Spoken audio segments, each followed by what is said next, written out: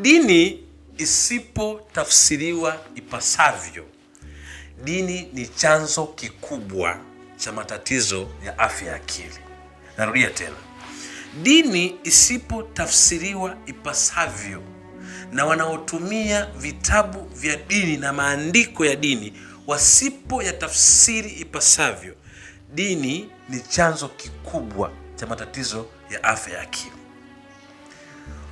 Wengi wanaotibiwa kwenye hospitali nyingi za matatizo ya afya ya akili, wanapoondoka kwenye zile hospitali, mara nyingi hugeuka kuwa wachungaji, huwa wanageuka kuwa manabii, wanahubiri. Ndio maana juzi nikamwambia mtu, unaweza kuwa unaenda kanisani, unatolewa unabii, unatolewa mahubiri, kumbe anayekutolea mahubiri na unabii ana matatizo ya afya ya akili na hujui.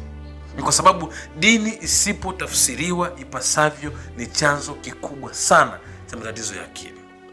Vimetokea visa juzi kule Kenya, kuna jamaa amewaua watu karibia mwaka juzi watu karibia 1200, kawaambia waende wakajue, kawaua wakawazika. That's fine.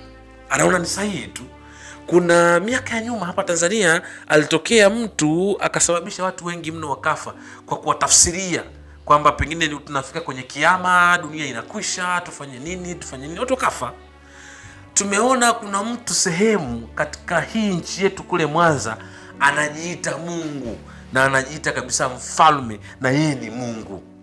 Tafsiri hasi ya maandiko ya Mungu.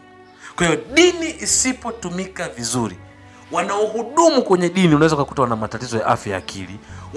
Wanaohudumiwa kwenye dini unaweza kukuta wana matatizo ya afya ya akili, kwa sababu tu watu wameshindwa kutafsiri maandiko ya dini ipasavyo.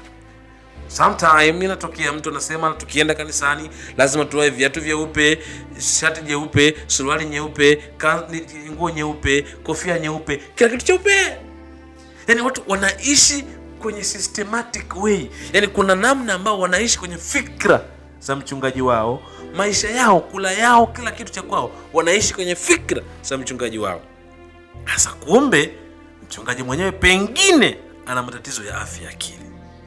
Watu wenye matatizo ya afya ya akili itokanayo na tafsiri hasi ya maandiko ya Mungu ni wengi mno, na tunaishi nao katika maisha yetu ya kila siku.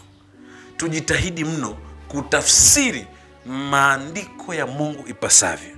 Na hata wewe muumini unapoambiwa kwamba twende kwenye mlima tukakae siku 50, baada ya siku 50 Yesu atatokea, atakuja kuonana na sisi, kabla hujafanya hicho kitu jiulize, ni kweli anayeniambia ana akili timamu au ana matatizo ya afya ya akili?